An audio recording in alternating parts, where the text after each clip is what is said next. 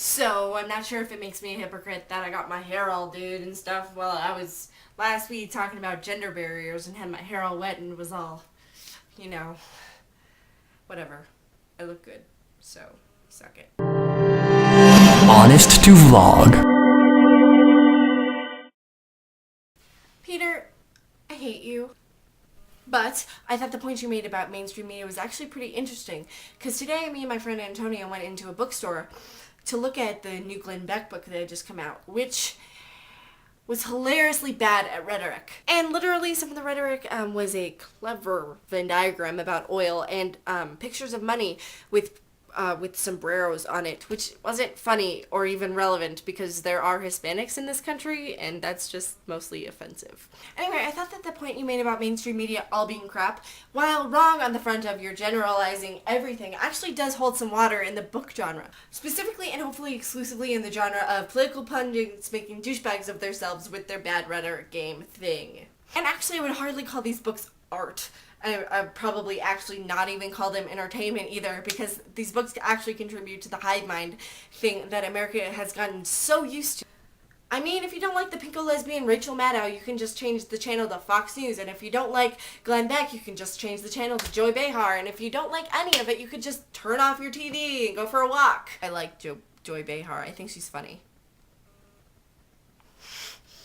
And I think this all contributes to the bad rhetoric that is found in political ads these days with the, we have to take our country back.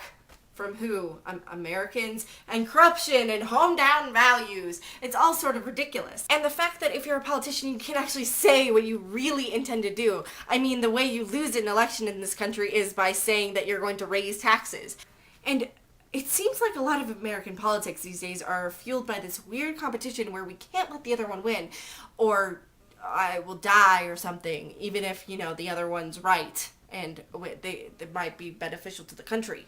It seems really silly to teach our kids to work together when most American adults turn politics into this us versus them scenario wherein we demonize the other side just for being the other side, even though most Americans are pretty moderate. Like, I can understand a lot of Republican stuff and I can understand a lot of Democrat stuff.